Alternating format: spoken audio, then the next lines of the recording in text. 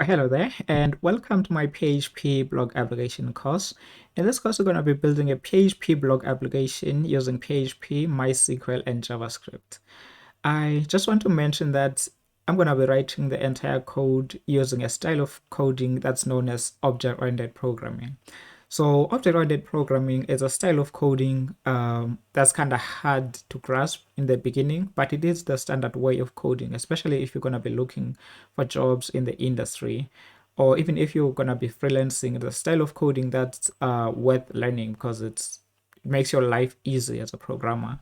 It helps you write code that's easy to maintain, easy to reuse, and easy to debug. So I just wanted to mention that, and it's kind of hard to grasp in the beginning because yeah, especially if you've been coding using procedural programming.